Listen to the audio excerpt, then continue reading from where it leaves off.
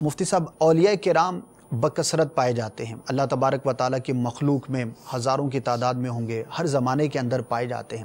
اب یہ پتہ کیسے چلے کہ کون اللہ تبارک و تعالیٰ کا ولی ہے، یا کوئی سمجھنا چاہے کہ ولی کی کیا علامات ہوتی ہیں، کیا نشانیاں ہوتی ہیں؟ کچھ خاص نشانیاں اگر بیان ہو جائیں تو ہمیں سمجھنے میں زیادہ آسانی ہوگی کہ اللہ تبارک و تعالیٰ کے اولیاء کی خاص نشانیاں یہ ہوتی ہیں۔ دیکھیں، بنیادی طور پر تو یہ ہے، اس میں کئی پہلو بیسیکلی بنتے ہیں۔ جی، مین تو جیسے وہی ہے کہ اگر اس کی تعریف سامنے ہو، ٹھیک ہے، تو اس تعریف کی روشنی کے اندر دیکھا جا سکتا ہے کہ یہ چیزیں اس کے اندر پائی جاتی یا نہیں پائی جاتی۔ جیسے فرمایا کہ اللہ تعالیٰ کی معرفت اسے حاصل ہو۔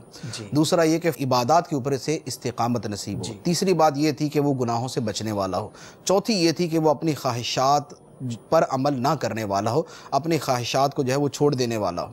تو اب کسی بھی ولی کو دیکھنا ہے تو سب سے پہلے تو یہی چیزیں اس کے حوالے سے دیکھی جا سکتی ہیں۔ اس کے علاوہ جو اولیاء کرام کی مختلف پہچانیں یا مختلف نشانیاں ہمیں قرآن و حدیث کی روشنی میں نظر آتی ہیں، وہ یہ ہے کہ اللہ تعالیٰ نے اپنے نیک بندوں کے اوصاف قرآن پاک میں بہت ساری جگہوں پر بیان فرمائے۔ اب وہ جو چیدہ مقامات پر جو اوصاف بیان ہوئے، جب ہم ان کو سامنے رکھ کر دیکھتے ہیں تو ہمارے سامنے اللہ کے مقبول بندے کا ایک تصور آ جاتا ہے کہ اللہ تعالیٰ نے اس بندے کی جو ہے وہ فضیلت اور شان بیان کی ہے۔ اللہ تعالیٰ نے اس بندے کو اپنا پیارا قرار دیا ہے۔ اللہ تعالیٰ نے اس بندے کو انعام و اکرام سے نوازنے کا فرمایا ہے۔ تو جب ہم یہ چیزیں دیکھتے ہیں تو اس سے میں پتہ ایک پکچر ہمارے سامنے آ جاتی ہے کہ اولیاء کرام یہ ہے۔ تو اب وہ قرآن پاک کی جو بیان کردہ چیزیں ہیں، اگر ہم ان کو اپنے سامنے رکھتے ہیں تو اس سے ایک یعنی یوں کہہ لیں کہ ایک مختصر سی امیج ہمارے سامنے آ جاتی ہے۔ اس کو یہ تو نہیں کہہ سکتے کہ حتمی طور پر یہی ہے، ایسا نہیں ہے، لیکن یہ ہے کہ کافی حد تک ہم اس سے وہ سمجھ سکتے ہیں۔ پہلی بات تو وہی ہے کہ جو تعریف میں نے عرض کیا اس کی روشنی کے اندر ہی دیکھا جائے کہ وہ عبادات پر استقامت والا ہو، وہ گناہوں سے بچنے والا ہو، وہ خواہشات سے دور ہونے والا ہو اور اللہ تعالیٰ کی معرفت رکھنے والا ہو، ایک بات۔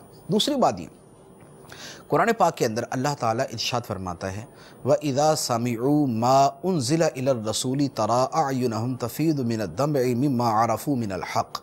ارشاد فرمایا کہ جب وہ قرآن سنتے ہیں تو تم دیکھو گے کہ ان کی آنکھوں سے آنسو جاری ہو جاتے ہیں، ان کی آنکھیں آنسوں سے ابل پڑتی ہیں، مِمَّا عَرَفُوا مِنَ الْحَقِّ، اس وجہ سے کہ انہوں نے حق کو پہچان لیا۔ اب یہ ایک وصف ہمارے سامنے آ گیا کہ اللہ کے ولی کے اوصاف میں سے یہ ہے کہ وہ قرآن سنتا ہے تو اس کی آنکھوں سے آنسو جاری ہو جاتے ہیں۔ اچھا، دوسرا وصف قرآن پاک کی روشنی میں ہمارے سامنے آتا ہے۔ اللہ تعالیٰ نے ارشاد فرمایا وَالَّذِينَ يَبِيتُونَ لِرَبِّهِمْ سُجَّدًا وَقِيَامًا، اور وہ لوگ اپنے رب کے حضور رات گزارتے ہیں سجدے کرتے ہوئے اور قیام کرتے ہوئے، یعنی اللہ کی بارگاہ میں نمازیں پڑھتے، سجدے کرتے، قیام کرتے ہوئے ان کی راتیں گزرتی ہیں۔ اور ایک دوسری آیت کے اندر اسی چیز کو بیان فرمایا، ارشاد فرمایا کانوا قلیلا من اللیل ما یہجعون وبالاسحار هم یستغفرون، فرمایا کہ رات کا تھوڑا حصہ ہے جو وہ سوتے ہیں، صحیح، وبالاسحار هم یستغفرون، اور رات کے آخری پہروں میں اللہ تعالیٰ سے مغفرت کی دعائیں مانگتے ہیں۔ یہ ان کی ایک ہمارے سامنے پہچان جو ہے وہ ہمارے سامنے آتی ہے۔ اچھا، ایک اور آیت مبارکہ کے اندر بیان فرمایا گیا، ارشاد فرمایا تقشعر منہ جلود الذین یخشون ربہم ثم تلین جلودہم وقلوبہم الی ذکر اللہ، کہ جب قرآن پاک کی تلاوت کی جاتی ہے تو تقشعر منہ جلود الذین یخشون ربہم، تو رب کی خشیت رکھنے والے، اللہ تعالیٰ کا ڈر رکھنے والوں کے بدن کے رونگٹے کھڑے ہو جاتے ہیں، ان کے بدن کے رونگٹے کھڑے ہو جاتے ہیں۔ ثم تلین جلودہم وقلوبہم الی ذکر اللہ، پھر ان کے دل اور ان کی کھالیں اللہ کی یاد کی طرف نرم پڑ جاتی ہیں، اللہ کی یاد کی طرف نرم پڑ جاتی، ان کے دل بھی اللہ کی یاد میں مشغول ہو جاتے ہیں، ان کے بدن بھی اللہ تعالیٰ کی یاد میں لگ جاتے ہیں۔ تو اب ان اوصاف کو اگر آپ دیکھیں تو ان کی روشنی کے اندر ہمیں بہت ساری چیزیں ہمارے سامنے آ جاتی ہیں۔ اچھا، اب اس کے اوپر یہ بعض اوقات یہ دن میں آتا ہے کہ اس کا مطلب تو یہ ہوا کہ ولی صرف وہ ہے کہ جو رات کو عبادت ہی کرتا رہے اور جو دن رات قرآن سنتا رہے پڑھتا رہے وہی ولی ہے۔ تو اس کا مطلب یہ ہوا کہ جو کاروبار کرے گا اس پہ تو مہر لگے گا، یہ ولی نہیں ہو سکتا، یا جو نوکری کرے گا نوکری کرنے والا ولی نہیں ہو سکتا۔ تو ایسا نہیں ہے، اللہ تعالیٰ نے ان کے حوالے سے بھی بیان فرمایا کہ اصل جو اس کے پیچھے لاجک اور چیز ہے وہ کیا ہے جس کی بنا پر بندہ اللہ کی بارگاہ میں مقبول ہوتا ہے۔ وہ اللہ تعالیٰ نے ارشاد فرمایا رجال لا تلہیہم تجارت ولا بیع عن ذکر اللہ واقام الصلاۃ، ارشاد فرمایا کہ مرد وہ ہیں کہ جنہیں تجارت اور خرید و فروخت اللہ کی یاد سے اور نمازوں سے غافل نہیں کرتے. سبحان اللہ. تجارت وہ کرتے ہیں، یہ نہیں فرمایا تجارت نہیں کرو، یہ نہیں فرمایا نوکری نہیں کرو، یہ نہیں فرمایا خرید و فروخت نہیں کرو. تجارت اور ان کی خرید و فروخت یعنی ان کے دنیاوی معاملات جو دیگر بھی ہیں وہ بھی یہ انہیں اللہ کی یاد سے اور نماز سے غافل نہیں کرتے. سبحان اللہ. مین چیز یہ ہے کہ وہ دنیاوی امور سر انجام دیں لیکن اللہ سے غافل نہ ہو. ایک آدمی کاروبار کرتا ہے، اس کاروبار میں بھی وہ اللہ تعالیٰ سے ڈرتا ہے، حلال و حرام کی پوری تمیز رکھتا ہے، شبہ کے مال سے وہ بچتا ہے.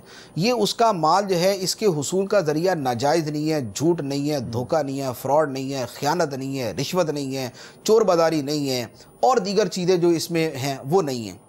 اس کے ساتھ یہ کاروبار جو اسے نمازوں سے دور نہیں کرتا.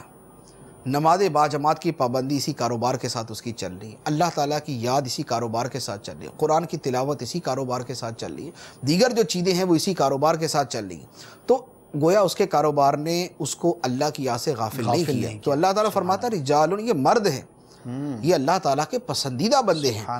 تو گویا اللہ تعالیٰ کے اولیاء کرام کی جو پہچان ہمارے سامنے آتی ہے اس میں ان کا قرآن سننا بھی ہے، قرآن پڑھنا بھی ہے، قرآن سن کر رونا بھی ہے، قرآن سن کے دل پہ اثر محسوس کرنا بھی ہے، قرآن کی تاثیر سے دل کا متاثر ہونا بھی ہے، ان کا راتوں کا جاگنا بھی ہے، ان کا کاروبار کرتے ہوئے بھی اللہ کی یاد سے غافل نہ ہونا بھی ہے، نوکری کرتے ہوئے بھی اللہ کی یاد سے غافل نہ ہونا بھی ہے.